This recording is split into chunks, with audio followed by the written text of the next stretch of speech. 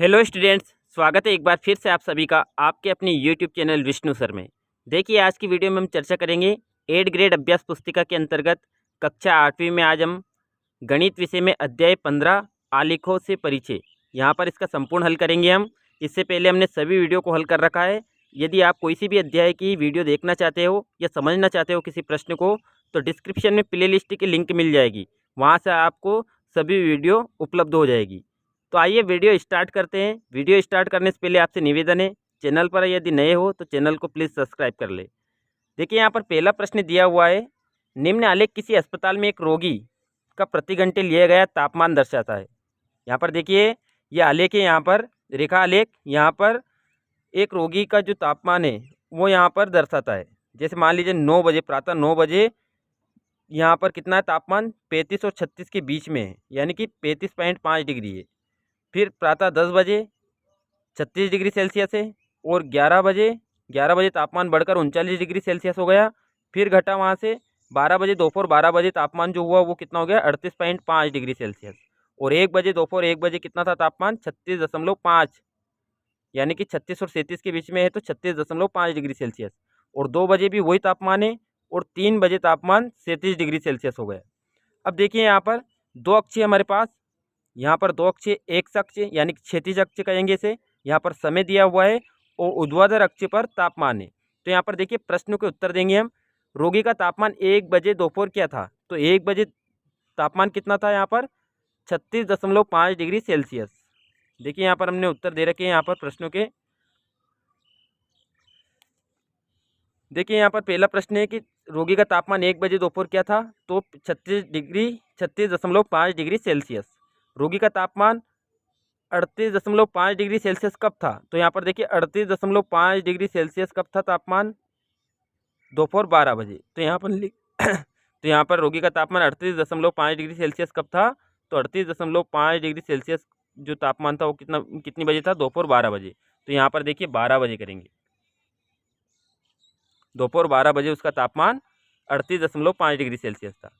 प्रश्न number C वाला देखिए, इस पूरे अंतराल में रोगी का तापमान 2 बार एक समान ही था, ये दो समय क्या थे। तो देखिए, यहाँ पर ग्राफ में यहाँ पर दोनों जगह एक समान ग्राफ आ रहा है, यानी कि 36.5 कितनी बजे था, दोपहर 1 बजे और दोपहर 2 बजे। तो यहाँ पर दोपहर 1 बजे और दोपहर 2 बजे उसका तापमान समान था। और 1:30 बजे दोपहर रोगी का तापमान क्या था, तो देखिए 1:30 पर तापमान भी कितना था, यहाँ पर देखिए समान ग्राफ जा रहा है, तो 36.5 डिग्री सेल्सियस ही होगा। आइए अगला प्रश्न देखिए। देखिए, प्रश्न नंबर दूसरा दिया हुआ है कि एक निर्माता कंपनी की विभिन्न वर्षों में की गई बिक्री निम्न आलेखों द्वारा दर्शाई गई है। यहाँ पर देखिए, वाई अक्ष पर हमारा जो ऊर्ध्वाधर अक्ष है उसमें बिक्री है करोड़ में, यानी कि रुपए, जैसे मान लीजिए 2 करोड़, 4 करोड़, 6 करोड़, 8 करोड़, 10 करोड़, 12 करोड़। और जो क्षैतिज अक्ष है उसमें वर्ष दिए हुए हैं, 2002, 2003, 2004, 2005, 2006। अब यहाँ पर देखिए 2002 में कितनी बिक्री हुई, 4 करोड़ की। 2003 में 6 और 8 के बीच में, यानी कि 7 करोड़ की। फिर 2004 में 6 करोड़ की। 2005 में 10 करोड़ की बिक्री हुई। और 2006 में यहाँ पर 8 करोड़ की बिक्री हुई। तो यहाँ पर प्रश्नों के उत्तर देंगे कि वर्ष 2002 में और 2006 में कितनी बिक्री हुई। तो देखिए 2002 में कितनी बिक्री हुई, यहाँ पर 4 करोड़ की, और 2006 में 8 करोड़ की। तो हम प्रश्न का उत्तर लिखेंगे यहाँ पर कि वर्ष 2002 में 4 करोड़ की बिक्री और वर्ष 2006 में 8 करोड़ की बिक्री हुई। बी वाला देखिए, वर्ष 2003 और 2005 में कितनी बिक्री हुई, तो 2003 और 2005। तो देखिए यहाँ पर 2003 में 7 करोड़ की बिक्री हुई। 2003 में कितनी बिक्री हुई, 7 करोड़ की। और 2005 में कितनी बिक्री हुई, तो यहाँ पर 2005 में 10 करोड़ की बिक्री हुई। तो वर्ष 2005 में 10 करोड़। फिर सी वाला प्रश्न देखिए, वर्ष 2002 और 2006 की बिक्रियों में कितना अंतर है। तो देखिए 2002 में 4 करोड़ की बिक्री हुई थी, और वर्ष 2006 में 8 करोड़ की बिक्री हुई थी। दोनों का अंतर करेंगे, तो यहाँ पर 8 में से 4 घटाएंगे हम, सॉरी यहाँ पर क्या किया, 2002 और 2006 की बिक्रियों का अंतर करना है। तो 8 करोड़ में से हम 4 करोड़ घटाएंगे, तो कितना बचेगा, यहाँ पर 4 करोड़, यानी कि इन दोनों का अंतर कितना है, 4 करोड़। डी वाला प्रश्न देखिए, किसी अंतराल में बिक्रियों का यह अंतर सबसे अधिक था, किस अंतराल में सबसे अधिक है। देखिए यहाँ पर अंतराल, हम यहाँ पर ग्राफ सबसे लंबा खींचा, देखिए 2004 और 2005, यहाँ पर बिक्री का अंतर सबसे अधिक है। क्यों, क्योंकि देखिए यहाँ पर 6 करोड़ है और यहाँ पर 10 करोड़ है, यानी कि इनका अंतर जो है वो 4 करोड़ है। तो यहाँ पर जो हमारा उत्तर होगा 2004 और 2005। अगला प्रश्न देखिए, प्रश्न नंबर तीसरा, निम्न तालिका का प्रयोग कर एक रेखिक आलेख बनाइए। यहाँ पर विभिन्न वर्षों में किसी पर्वतीय नगर में हिमपात की दिनों की संख्या दी हुई है, 2003, 2004, 2005 और 2006। देखिए तीसरे का ए वाले में हमने यहाँ पर रेखिक आलेख बनाया है। यहाँ पर नीचे हम वर्ष रखेंगे और ऊपर दिन रखेंगे। तो वर्ष 2003 में जो हिमपात हुआ वो कितने दिन हुआ था? 8 दिन। फिर 2004 में 10 दिन हुआ। फिर 2005 में 5 दिन हुआ। तो यहाँ पर 5 दिन, तो 4 और 5 के बीच में हम 5 दिन पे यहाँ पर दर्शाएंगे। 2006 में जो हिमपात हुआ वो कितने दिन हुआ? 12 दिन। तो इस प्रकार हम जो विभिन्न वर्षों में किसी पर्वतीय नगर में हिमपात के दिनों की संख्या को दर्शा सकते हैं। अगला देखिए, विभिन्न वर्षों में एक गांव में पुरुषों एवं स्त्रियों की संख्या हजार में। यहाँ पर 2003 में पुरुषों की संख्या 12 थी, स्त्रियों की संख्या 11.3 हजार में है। इसी प्रकार 2004, 2005, 2006 और 2007। तो देखिए यहाँ पर हम नीचे 2000 वर्ष रखेंगे, तो 2003, 2004, 2005, 2006, 2007 और यहाँ पर रखेंगे हम संख्या उनकी हजार में। यहाँ पर संख्या है हजार में 2000, 4000, 6000, 8000, 10000 और 12000। अब देखिए यहाँ पर वर्ष 2003 में जो पुरुष को हम रेखा से दर्शाएंगे और महिला को, जो स्त्रियां हैं, उनको हम डॉट डॉट करके दर्शाएंगे। तो यहाँ पर 2003 में पुरुषों की संख्या कितनी थी? 12000 और जो महिलाएं थी वो कितनी थी? 11.3। तो यहाँ पर हम 11.3 दोनों का दर्शाएंगे। फिर आगे चलकर 2004 में 12.5 हो गए कौन? पुरुष। और महिलाएं कितनी हो गई? 11.9। फिर आगे चलकर दोनों समान हो गए। 2005 में 13,000 है दोनों। फिर 2006 में पुरुषों की संख्या कम, यहाँ पर 2006 में जो है पुरुषों की संख्या कितनी है? 13.6। तो यानी कि 13.6, यहाँ पर 13.2 है पुरुषों की संख्या। तो पुरुषों की संख्या नीचे आएगी और जो महिला की संख्या वो ऊपर चली जाएगी। क्यों? क्योंकि उनका ग्राफ बढ़ा, यहाँ पर संख्या बढ़ गई। फिर 2007 में 13.5, यहाँ पर हम ऊपर जाएंगे फिर वापस, क्योंकि पुरुषों की संख्या फिर बढ़ी और महिलाओं की संख्या यहाँ पर घटी। तो इस प्रकार हम विभिन्न वर्षों में एक गाँव में पुरुष और स्त्रियों की संख्या को रेखिक आलेख द्वारा दर्शा सकते हैं।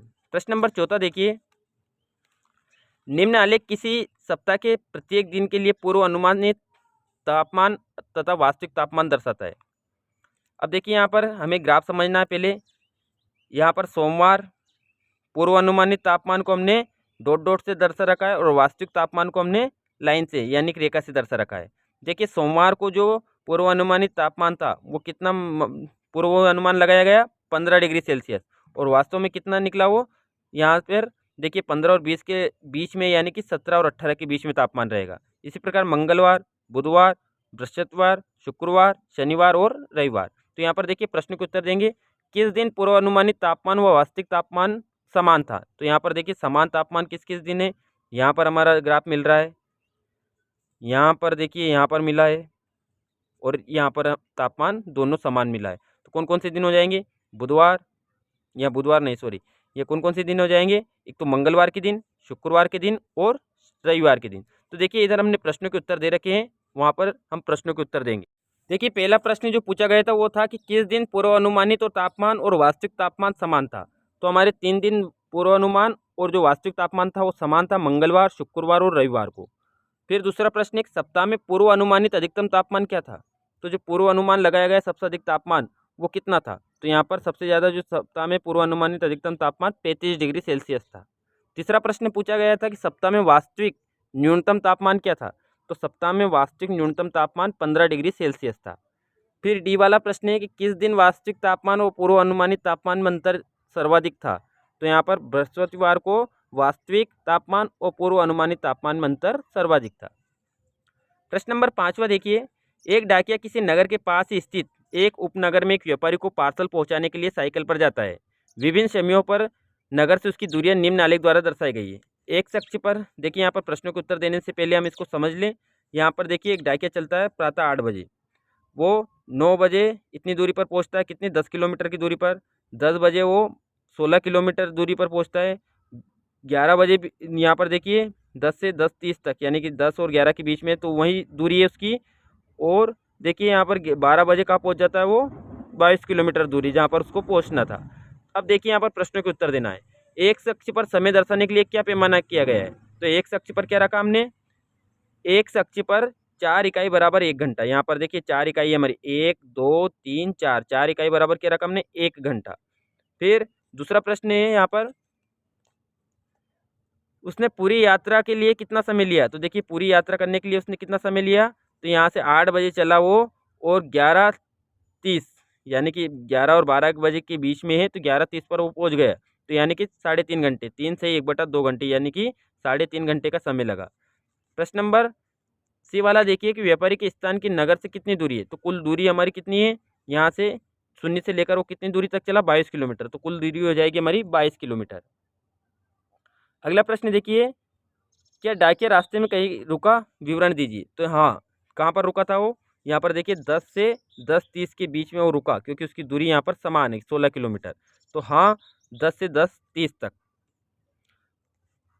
ई वाला प्रश्न है कि किस अंतराल में उसकी चाल सबसे अधिक थी। तो प्रातः 8 बजे से 9 बजे तक उसकी चाल सबसे अधिक थी, क्योंकि उसने यहाँ पर जो 1 घंटे में दूरी तय की वो कितनी दूरी तय की, 10 किलोमीटर की दूरी तय की। तो प्रातः 8 बजे से 9 बजे तक। आइए अगला प्रश्न देखिए, प्रश्न नंबर 6। देखिए 6 प्रश्न दिया हुआ है कि वनस्पति विज्ञान के एक प्रयोग में समान प्रयोगशाला परिस्थितियों में 2 पौधे ए तथा बी उगाए गए। 3 सप्ताह तक उनकी ऊंचाइयों को हर सप्ताह के अंत में मापा गया। परिणामों को निम्न आलेख में दर्शाया गया है। देखिए यहाँ पर प्रारंभ में ए और बी पौधे हैं। ए को हमने किससे दर्शाया है, पौधा ए को डॉट डॉट से दर्शाया गया है और पौधा बी को लाइन से यानी कि रेखा से दर्शाया गया है। तो देखिए यहाँ पर ऊंचाई दी हुई है और यहाँ पर सप्ताह दिए हुए। प्रारंभ एक सप्ताह में जो पौधा ए था वो कितनी ऊंचाई है उसकी, यहाँ पर जो ऊंचाई है वो कितनी है 2 सप्ताह 2, यहाँ पर देखिए 2 सेंटीमीटर है, क्योंकि ऊंचाई जो सेंटीमीटर में है। और यहाँ पर सप्ताह 1 में पौधा बी जो है वो कितने सेंटीमीटर था, यहाँ पर 1 सेंटीमीटर। अब यहाँ पर देखिए सप्ताह 2 में दोनों समान है, यानी कि 7-7 सेंटीमीटर ऊंचाई के हो गए।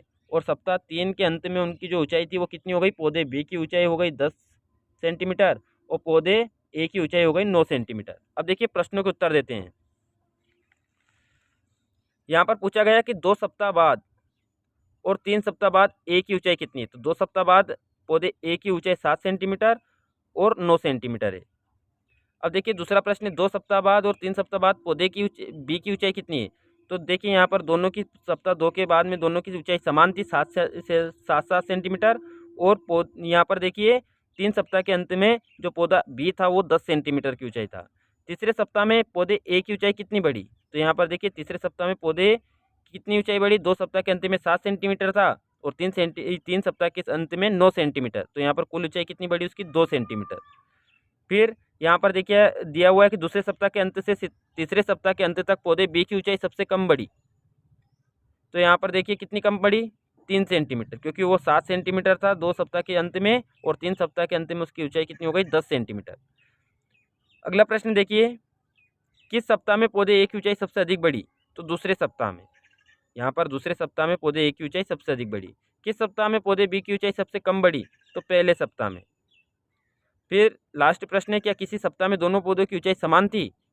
तो दोनों जो पौधे थे वो समान ऊंचाई के कब थे, दूसरे सप्ताह के अंत में। अगला प्रश्न देखिए, प्रश्न नंबर 7वां।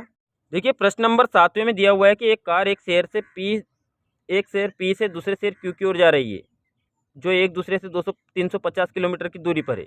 दिया गया आलेख विभिन्न समयों पर कार की पी शहर से दूरियां दर्शाता है। आलेख अध्ययन कर निम्न प्रश्नों के उत्तर दीजिए। अब देखिए यहाँ पर पी शहर है और हमें क्यू शहर तक जाना है, जिनके बीच की दूरी कितनी है 350 किलोमीटर। और यहाँ पर समय दर्शाया गया है एक्स अक्ष पर। अब देखिए यहाँ पर प्रश्नों के उत्तर देते हैं। यहाँ पर देखिए दोनों अक्षों पर क्या क्या दर्शाया गया है। तो एक्स अक्ष पर समय है और वाई अक्ष पर दूरी है किलोमीटर में। तो पहले प्रश्न का जो उत्तर होगा, एक्स अक्ष पर क्षैतिज पर समय और वाई अक्ष पर ऊर्ध्वाधर दूरी है। कार ने किस समय और कहाँ से यात्रा प्रारंभ की। तो कार ने प्रातः 8 बजे, यहाँ पर देखिए प्रातः 8 बजे पी शहर से चली। अब देखिए अगला प्रश्न, पहले घंटे में कार कितनी दूरी चली। तो पहला घंटा यानी कि 8 से 9 बजे तक कितनी दूरी तय की उसने, 50 किलोमीटर। तो यहाँ पर पहला प्रश्न हो जाएगा हमारा, इसका सी का उत्तर हो जाएगा, पहले घंटे में 50 किलोमीटर की दूरी तय की। तीसरे घंटे में कार ने कितनी दूरियाँ तय की। तो दूसरे घंटे में 9 से 10 बजे 100 किलोमीटर चली, तथा तीसरे घंटे में 10 से 11 में 50 किलोमीटर की दूरी तय की। यहाँ पर देखिए अगला प्रश्न, ई वाला प्रश्न है, क्या पहले 3 घंटों में कार की चाल समान थी? तो कार की चाल समान नहीं थी। क्या कार एफ वाला प्रश्न देखिए, क्या कार कभी किसी स्थान पर रुकी? अपने उत्तर के लिए तर्क भी दीजिए।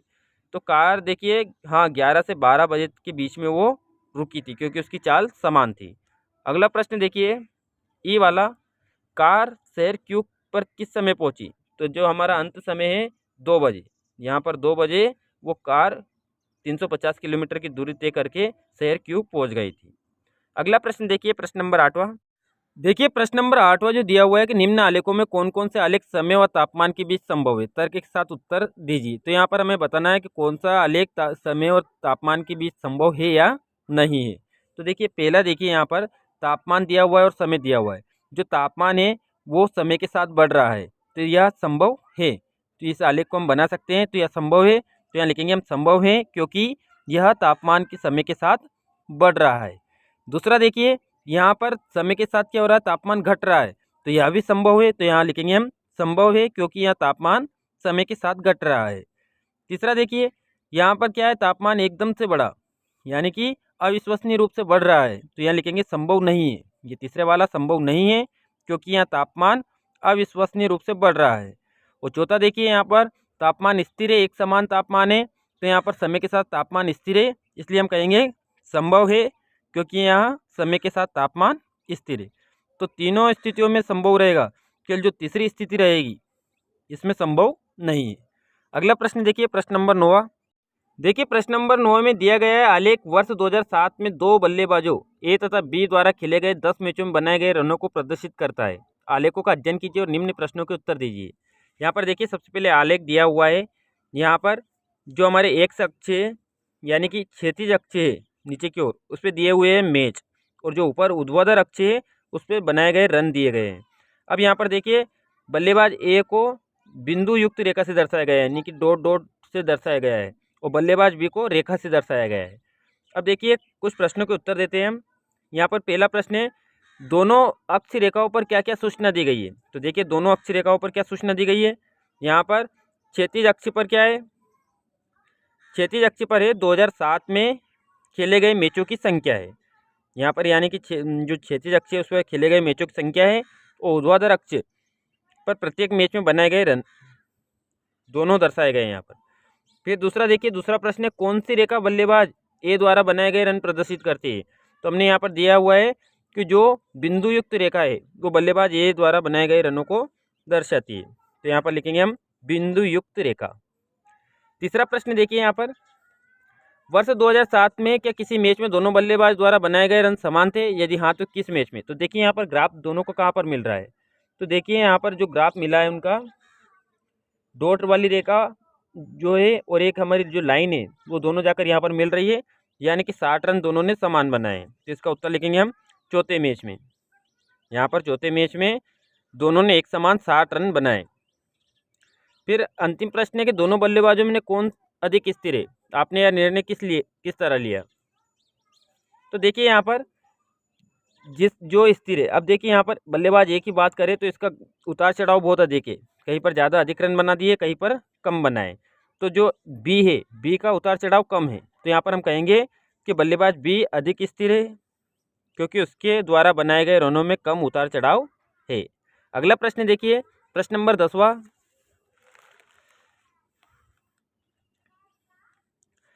देखिए प्रश्न नंबर 10वां है कि जब रेणु बीमार पड़ी तब उसके डॉक्टर ने 4-4 घंटे बाद उसके शारीरिक तापमान का रिकॉर्ड बनाया।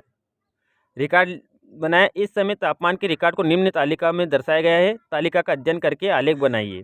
तो देखिए यहाँ पर समय है 6 बजे प्रातः तापमान था उसका 37 डिग्री सेल्सियस, 10 बजे 40 डिग्री सेल्सियस, 2 बजे 38 डिग्री सेल्सियस और शाम 6 बजे 35 डिग्री सेल्सियस। अब देखिए इसका हम रेखा आलेख बनाएंगे तो 2 अक्ष बनाएंगे, एक तो वो रहेगी हमारी ऊर्ध्वाधर अक्ष यानी कि क्षैतिज अक्ष, और ऊपर की ओर रहेगी ऊर्ध्वाधर अक्ष। क्षैतिज अक्ष पर हम समय को रखेंगे और ऊर्ध्वाधर अक्ष पर हम तापमान रखेंगे। तो देखिए यहाँ पर 30, 32, 34, 36, 38, 40, 42 यानी कि हमने यहाँ पर 1 इकाई बराबर 2 सेंटीमीटर, और यहाँ पर समय के लिए 1 इकाई बराबर कितना लिया, 3 सेंटीमीटर। अब देखिए 6 बजे तापमान कितना था उसका 37 डिग्री सेल्सियस, तो यहाँ पर 37 डिग्री सेल्सियस हो जाएगा 36 और 38 के बीच में। प्रातः 10 बजे 40 डिग्री सेल्सियस था, दोपहर 2 बजे 38 डिग्री सेल्सियस था और शाम 6 बजे 35 डिग्री सेल्सियस था। तो इस प्रकार इसको रेखा आलेख द्वारा हम दर्शा सकते हैं। तो देखिए आज की वीडियो में हमने जो हमारा रेखा आलेख जो अध्याय था अध्याय 15 उसका संपूर्ण हल किया। वीडियो अगर अच्छी लगी हो तो लाइक करें, चैनल को सब्सक्राइब कर ले। Thank you.